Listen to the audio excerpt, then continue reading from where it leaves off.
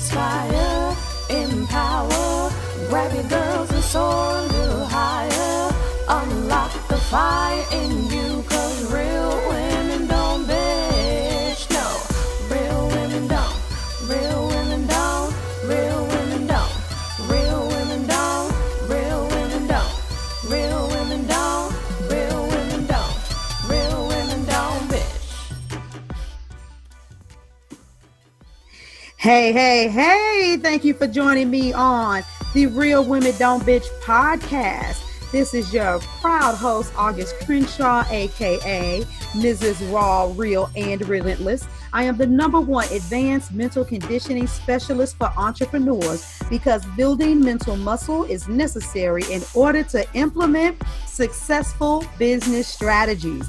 This show has been created for the woman who is not excuse-driven and needs help building a profitable business. I will be interviewing women from various fields who are willing to break the silence on struggles that specifically affect female entrepreneurs.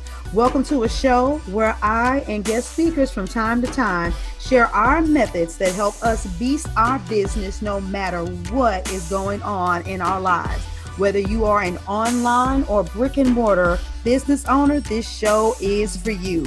We will hit every angle, personal, professional, and spiritual. Why? Because on any given day, you get hit with shit from a scenario involving one, more, or perhaps all of the above. It all impacts you and your mindset towards your business. I have made it my personal mission to provide a space where we dive deep into the BS we face on a day-to-day basis. Hey, what's going on, ladies? I am going to tell you in advance, I'm just in one of those places right now.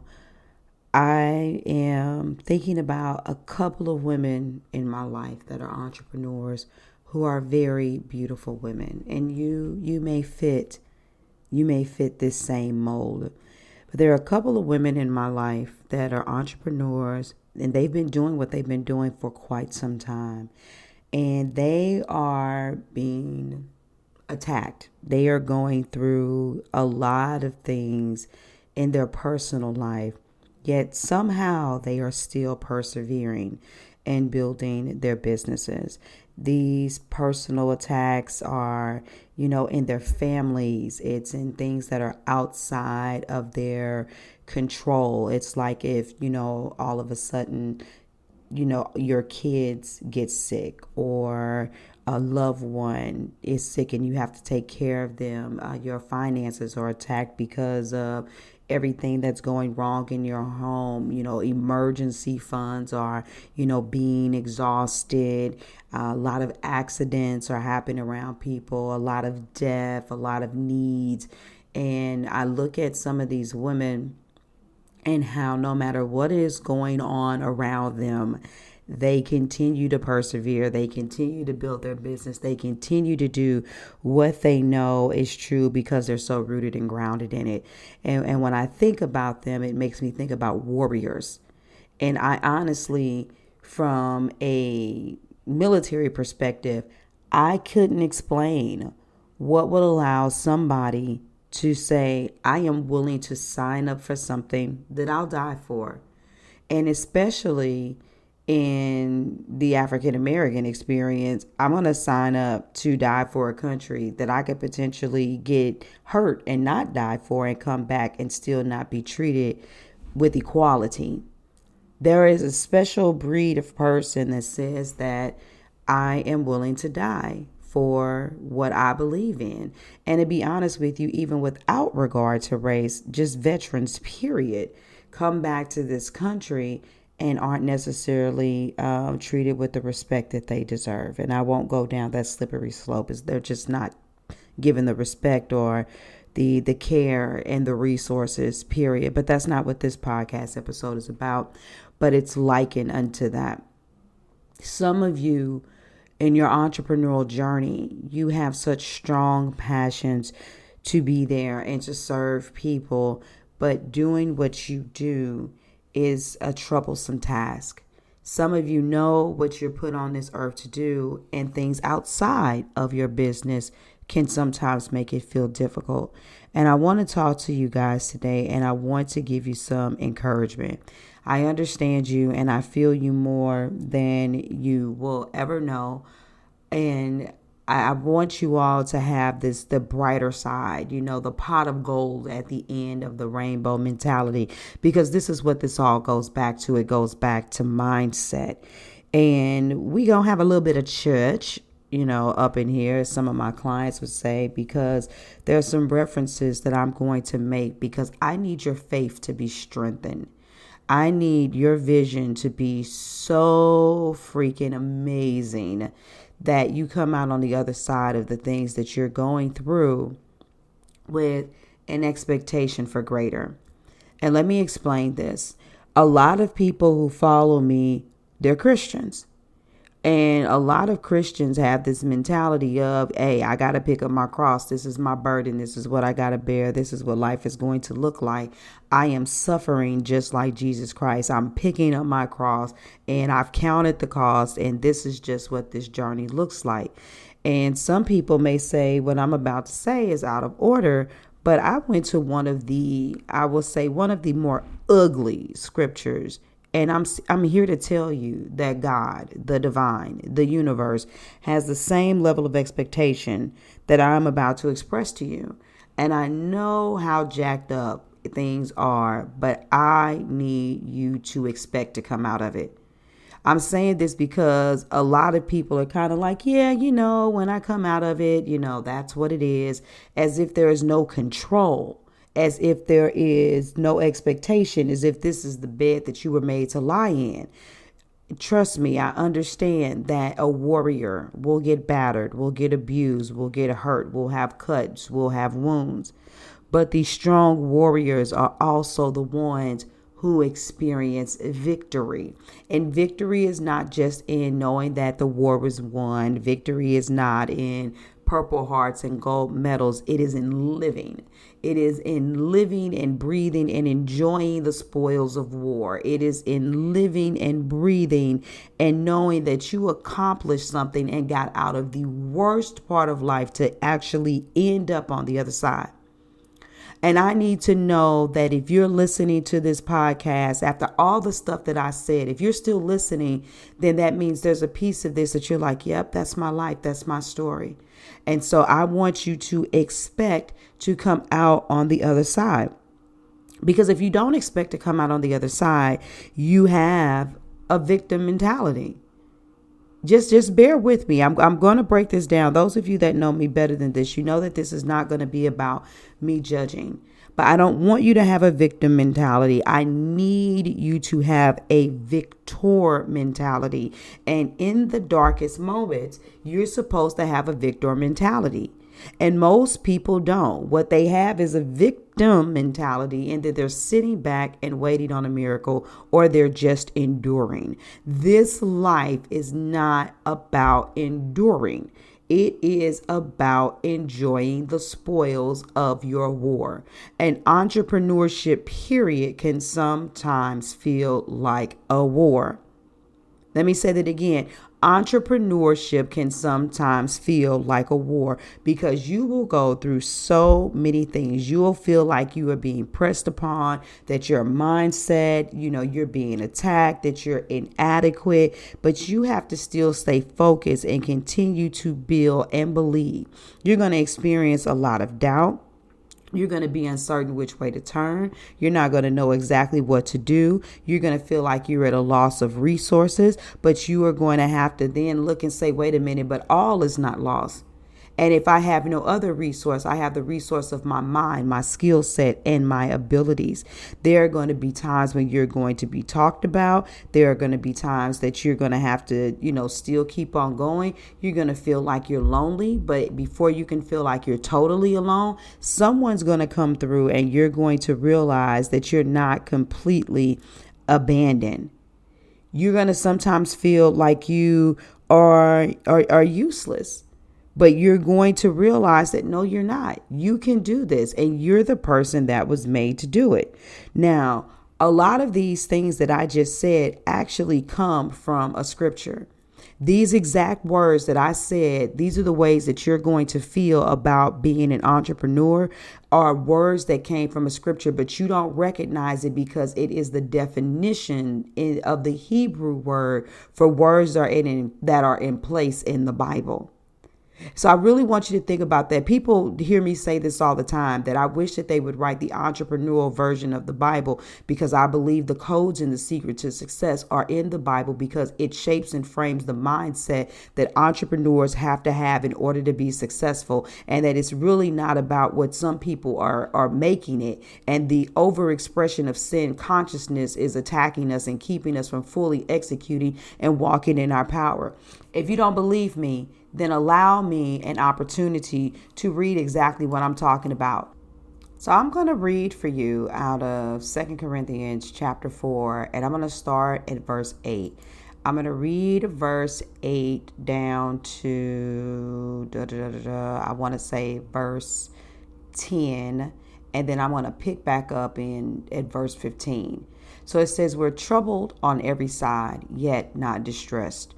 We are perplexed, but not in despair, persecuted, but not forsaken, cast down, but not destroyed. For all things are working for your sakes, that the abundant grace might through the thanksgiving of many redound to the glory of God. For which cause we faint not, but though our outward man perish, our inward man is renewed day by day. For our light affliction is but for a moment, and worketh for us a far more exceeding and eternal weight of glory. While we look not at the things which are seen, but at the things which are not seen. For the things which are seen are temporal, but the things which are not seen are eternal. Now let me explain this to you. All of those words, troubled but not distressed, perplexed but not in despair, persecuted but not forsaken, cast down but not destroyed. When I went and I looked at all of the words and I looked at what they meant in the Hebrew, one of the words stuck out to me more than anything, and that's the persecuted, because that's what a lot of you will say that you feel like. You feel like you're getting beat up, or you're getting persecuted by life, or perhaps even persecuted by people. But let me just do a quick synopsis, because remember what I said earlier about that, entrepreneurship, you'll feel like these things. I want you to pay attention to the definitions of these words that I took. And if you want to know what I use as a resource, you can go to BibleStudyTools.com. You pick the King James Version and make sure that you have the settings for the strong numbers to be on. You guys, it's not very difficult to look up some of this stuff with some of the basic resources that you have available for you. But to be troubled means to press hard upon, like grapes. Okay, be troubled means to be pressed hard upon like grapes, but not in despair, meaning to be in a narrow place. Perplexed, without resources. You're wanting, you're in doubt, you're unsure, you don't know which way to turn. But despair means utterly at a loss. Renounce all hope, utterly destitute of a measure of resources. Persecuted, to make run or flee, but then it says to seek after eagerly, press on figuratively, or one who is in a race that runs swiftly to reach goals. Ooh, you guys know I'm coming back to that one. Forsaken means abandoned, cast down in a lower place, destroyed, rendered useless. So no matter how you feel, at the end of the day, let's go back to this perplexed versus the despair. Perplexed means without resources, wanting, you're in doubt, you're unsure which way to turn. Raise your hand, you know what I'm saying, if you feel that way. But it says that even though you're perplexed, you're not in despair. That means that you're not at an utter destitute loss of a measure of resources. So wait a minute. You are without resource, but you are not at a complete, utter loss of resources. And a lot of you will hear me say all the time, but what can you do? When you have your back against the wall, how often do you just at least ask yourself that simple question? You can ask and then walk away. Just look and say, God, what can I do? Ask yourself, August, in this situation, what can you do? And walk away so that you turn on that part of your mind that begins to say, yeah, what can I do? What can I do?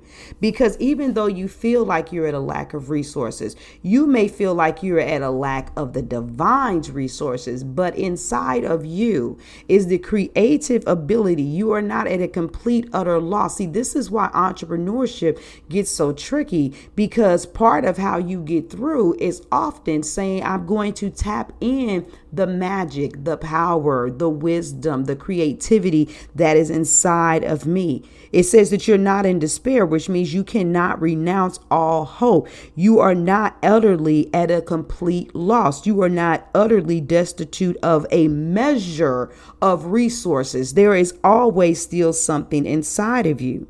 But what really tripped me up, you guys, was this whole thing with this word persecuted, because some of you guys are going to say that you feel like you're beat up by life. But see, entrepreneurship is really about mindset. Entrepreneurship is for the people who have chosen to see the goodness, the great opportunities, even in travesties. I mean, think about it. One man's utter, destruction of literally of their property is another man's ability to make money by going to restore their physical home. Somebody being at a total loss and their mind being cracked of not knowing how to get out of such a desperate situation is somebody else's opportunity to create a resource to build up confidence.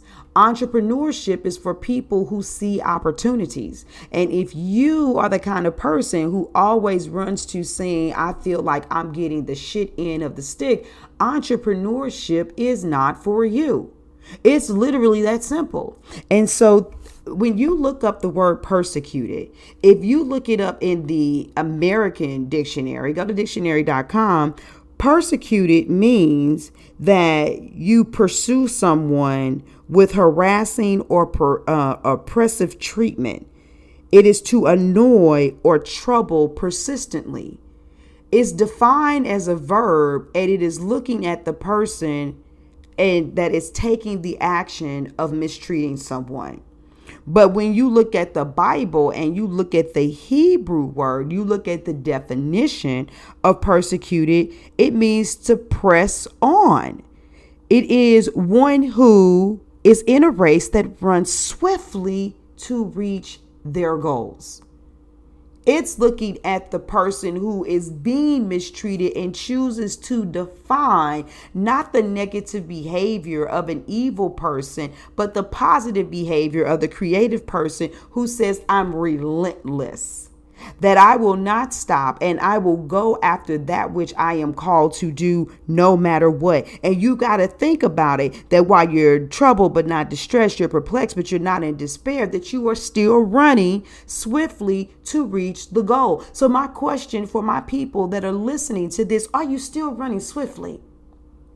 It's like that verse in Habakkuk 2:2 that it says, write the vision and make it plain so that that person who wants it may run after it, even though it may tarry, that you have to run after the vision. And for those of you that have been following me for a while, I talked about how you have to have this eagerness that you press and you run, but yet this spirit of patience, because you know that things don't manifest right away.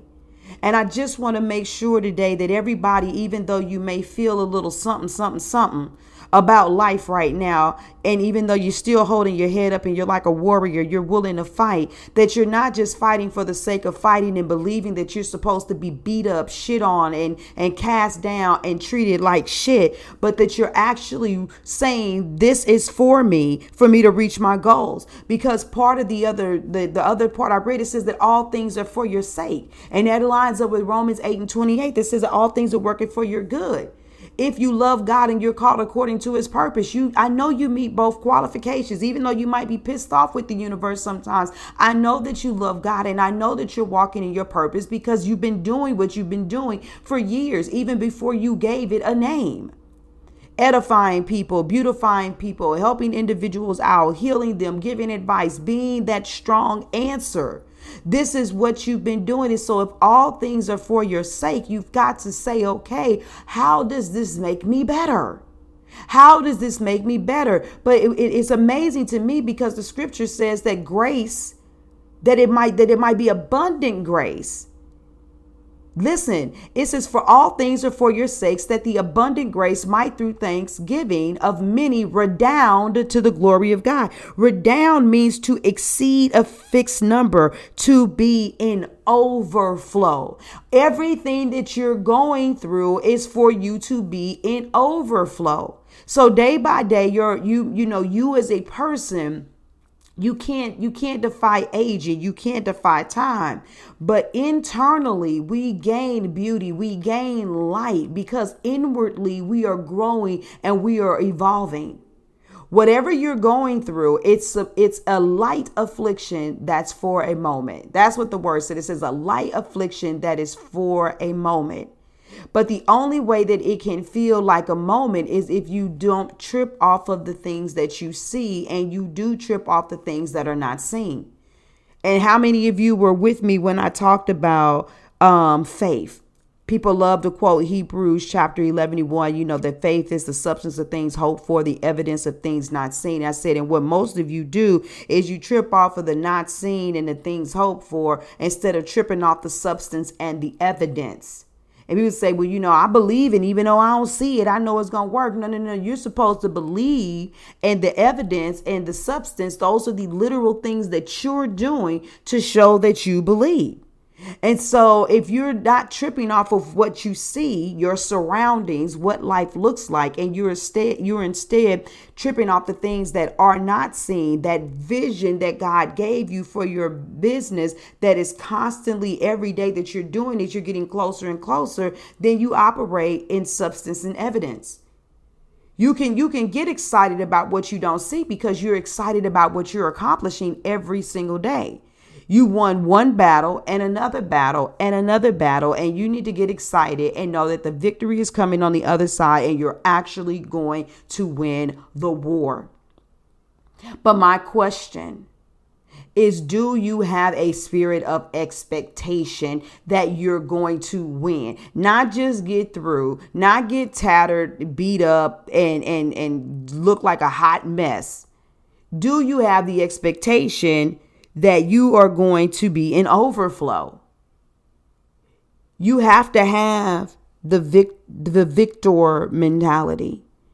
If you look with the victim mentality, you're going to say that I'm being persecuted, I'm being harassed, I'm being persistently troubled by life. And if you have that vantage point, your mindset is gradually getting weaker day by day.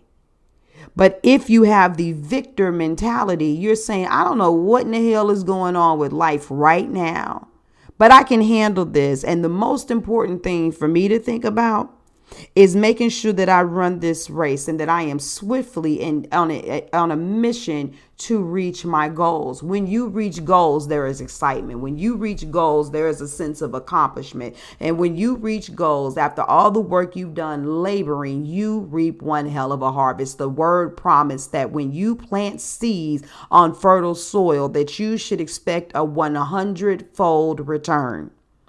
So I'm no longer tripping off what you're going through, sis. All I want to know is, do you have the spirit of expectation, and do you believe that there is glory on the other side? And are you living your life and running your business with the mindset, the attitude, and the persona that says, yep, this ain't finna last that long, and I'm finna get up out of this shit, and everything is finna work out for my good. Matter of fact, it is working out for my good. I'm better, I'm wiser, I'm stronger, I'm more brilliant because of this. And because I have my eyes wide open, because I have the ability to see and of things and at an advantage point, I am an opportunistic individual. That's all an entrepreneur is. Everything that I'm witnessing right now, everything I'm witnessing right now at this moment is to help me, to educate me, to open me up to even more possibilities. So sis, I love you because you have the spirit of a warrior. You are willing to fight. You are willing to get cut, bruised. You're willing to get hurt. But are you willing to live? Do you expect to live? Do you expect to get what you deserve on the other side? Because if you do, you are going to have the substance and the evidence of one who truly believes in their mission. All right, I'm going to stop there. And this is one of those podcasts where, you internalize it for yourself. I am definitely looking forward to hearing some feedback from you. Hit me up on Facebook, IG, whatever platform you're on. Make your comments, SoundCloud, wherever you're listening. And we'll come back to this conversation as needed. I love you all. Don't stop. All right. Bye. Thank you for joining me today. Remember to cultivate a mindset that is biased towards taking action. No bitching, whining, or complaining. Here, our mantra is, real women don't bitch, we get shit done. See you next week as I continue to bring you what you need to keep your head in the game and beast your business. Don't forget to hit subscribe and leave us a 5-star review. Would you like a specific topic covered? Have a question you would like answered live? Then head on over to realwomendontbitchpodcast.com. Subscribe to my email list, hit me up, and I got you. Interested in being a guest speaker? You walk the walk? Then you can sign up on the website too. This is your #1 advanced mental conditioning specialist for entrepreneurs, Mrs. Raw, Real, and Relentless. Signing out. Deuces.